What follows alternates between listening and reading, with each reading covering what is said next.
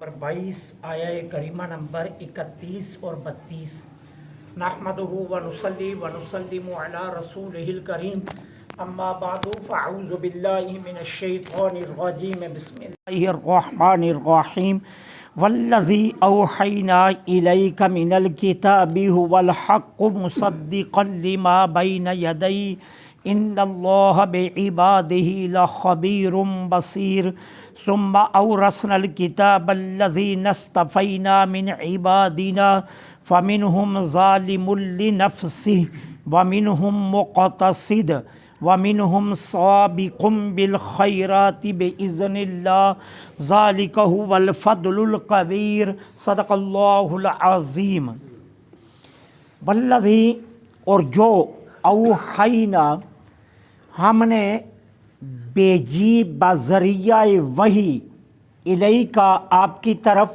من الکتابی کتاب هو الحق وہی سراسر حق ہے مصدقا لما بین یدی وہ تصدیق کرتی ہے پہلی کتابوں کی ان اللہ بے شک اللہ عز وجل بے عبادہ لخبیر اپنے بندوں کے سب کاموں سے باخبر ہے بصیر اور خوب دیکھنے والا ہے ثم پھر اورثنا ہم نے وارث بنایا الکتاب الذی اس کتاب کا اصطفینا من عبادنا ان لوگوں کو جن کو ہم نے اپنے بندوں میں سے چن لیا فمنہم پس ان میں سے کچھ وہ ہیں ظالم لنفسی جو اپنے نفس پر اپنی ذات پر ظلم کرتے ہیں ومنہم اور ان میں سے مقتصد کچھ ہیں جو میانہ روی کرنے والے ہیں ومنہم اور ان میں سے سابق بالخیرات کچھ وہ ہیں جو ہر نیکی میں سبقت لے جانے والے ہیں بِإِذْنِ اللہ اللہ کی توفیق سے ذالک هو الفضل الکبیر یہی اللہ کا بڑا فضل ہے۔ اب اللہ جل سبحانہ و تعالی آیہ کریمہ نمبر 31 کے اندر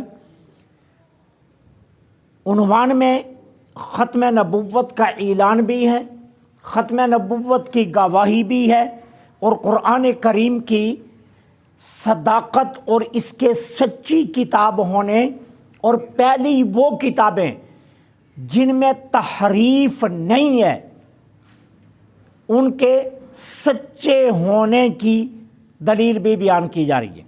اب ارشاد کیا ہے؟ جو کتاب ہم نے آپ کی طرف بذریعہ وحی بھیجی وہ سراسر حق ہے۔ قرآن اللہ کی سچی کتاب، قرآن کی صداقت میں کوئی شک و شبہ نہیں ہے۔ قرآن اللہ جل سبحانہ و تعالی کا ازلی کلام ہے جو ابد تک رہے گا، اور محبوب آپ اللہ کے آخری سچے نبی ہیں۔ ہم نے کتاب بذریعہ وحی بھیجی اور وحی جس پر آتی ہے وہ اللہ کا نبی ہوتا ہے۔ اچھا، اس قرآن کے سچے ہونے کی تصدیق تو ہو گئی، لیکن ختم نبوت کیسے؟ کہا مصدقا لما بین یدی، یہ تصدیق کرتی ہے پہلی کتابوں کی۔ اب اگر بعد میں کوئی آنے والی کتاب ہوتی تو اس کا بھی ذکر کر دیا جاتا، کہہ دیا جاتا کہ یہ تصدیق کرتی ہے پہلی کتابوں کی بھی اور بعد والی کتابوں کی بھی، اور حضور کے بعد کوئی اور نبی نے آنا ہوتا تو قرآن یوں کہتا کہ یہ تصدیق کرتی ہے پہلی کتابوں کی بھی اور بعد میں آنے والی کتابوں کی بھی۔ اب کہا گیا صرف پہلی کتابوں کی تصدیق کرتی ہے، تو معلوم یہ ہوا کہ قرآن آخری کتاب اور ہمارے آقا آخری نبی۔ اب اس کے بعد کوئی اور کتاب آسمان سے نہیں آئے گی اور ہمارے آقا کے علاوہ کوئی اور اب نبی نہیں ہوگا۔ بے شک اللہ تعالی اپنے بندوں کے سب کاموں سے باخبر ہیں۔ اپنے بندوں سے مراد ہے یہاں یہ نہیں ہے کہ نیک، یہاں یہ نہیں ہے کہ مسلمان یا مطلق سارے بندوں کے کاموں سے اللہ باخبر ہے. تنہائی میں کرو، اندھیرے میں کرو، اجالے میں کرو، لحاف کے اندر چھپ کر کرو، بند کمرے میں کرو، اندھیرا کر کے کرو یا اجالا کر کے کرو، جہاں کہیں بھی جو عمل بھی تم کرتے ہو اللہ اس سے باخبر ہے اور بصیر، وہ خوب دیکھنے والا ہے. ثم پھر ہم نے وارث بنایا اس کتاب کا اپنے بندوں میں سے ان کو جن کو چن لیا. اب کن کو چن لیا؟ حضرت عبداللہ بن عباس رضی اللہ تعالیٰ عنہ فرماتے ہیں یہ آیت ہے کس کے متعلق؟ حضور کی امت کے متعلق. وہ ارشاد فرماتے ہیں ہم امت محمد صلی اللہ علیہ وسلم. کن کو چن لیا اس کتاب کا وارث بنانے کے لیے؟ وہ حضور کی امت ہے. کہ اللہ نے تمام امم میں اس کتاب قرآن کے لیے حضور کی امت کو چن لیا کہ تمہیں اس قرآن کا وارث بنایا جا رہا ہے، اس کے علوم کا وارث تمہیں بنایا جا رہا ہے اور تمہیں اللہ نے تمام امم میں چن لیا ہے. اب پھر اس کے بعد بتایا گیا کہ حضور کی امت کے 3 گروہ. ایک جو اپنے نفس پر ظلم کرتے ہیں، کیا؟ جن سے گناہ سرزد ہوتے ہیں، فرائض میں کوتاہی کرتے ہیں، سستی کرتے ہیں، محرمات سے بچتے نہیں، صغائر اور کبائر گناہ ان سے سرزد ہو رہے ہیں. یہ ہیں وہ جو اپنے نفس پر ظلم کر رہے ہیں. وَمِنْهُمْ مُقْتَصِدٌ. دوسرا طبقہ کون؟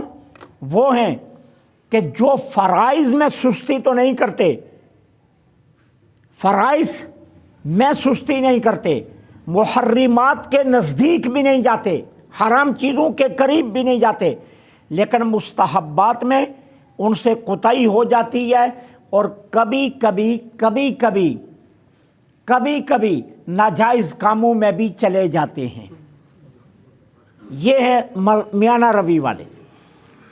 اور تیسرا گروہ کون ہے؟ سابقون بالخیرات، کہ جنہوں نے اپنا دن مہن تن اللہ کی رضا پر لگایا ہوا. یہ پاک بازوں اور وفا شعاروں کا گروہ. یہ وہ گروہ ہے کہ جن کا مال، جن کی جان، جن کی عزت، جن کی آبرو اور جن کا تن من دل جان ہر چیز رضائے الہی کے حصول میں لگی ہوئی ہے.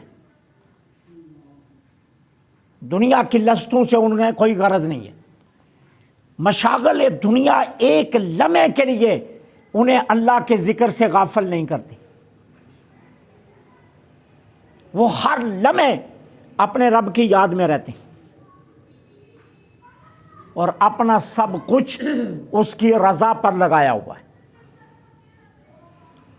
دل ہی نہیں، جان بھی جان ہی نہیں، زبان بھی زبان ہی نہیں، جسم کا ایک ایک حصہ اللہ کے ذکر میں لگا ہوا ہے، اس کی رضا کے حصول میں لگا ہوا ہے.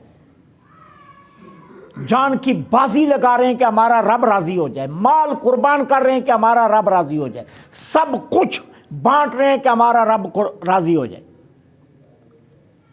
اور نیکی کے کاموں میں سبقت لے جا رہے ہیں، آگے بڑھنے کی کوشش کر رہے ہیں. کسی نے بتا دیا فلاں ہر مہینے 3 روزے رکھتا ہے، وہ آگے بڑھتے ہیں میں 4 رکھوں گا. کسی نے کہا فلاں 6 رکھتا ہے، کہا میں 9 رکھوں گا. کسی نے کہا فلاں اللہ کی بارگاہ میں اپنا کل مال کا آدھا حصہ لے کر جا رہا ہے، وہ اپنا پورا اٹھایا اور لے گئے.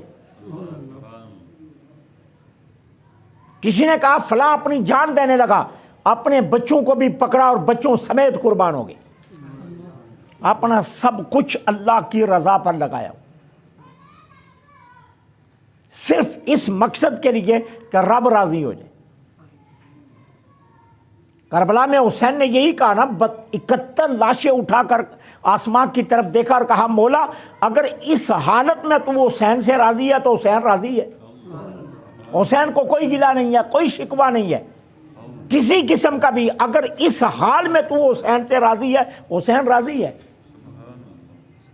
ایوب علیہ السلام آزمائش میں گئے، بیویاں ساتھ چھوڑ گئی، بچے سب وصال کر گئے، استبل اجڑ گئے، اور نبی کو باہر بٹھا دیا گیا کھلے میدان میں، اور کیا کہہ رہے ہیں؟ مولا اگر تو راضی ہے تو ایوب پھر بھی راضی ہے۔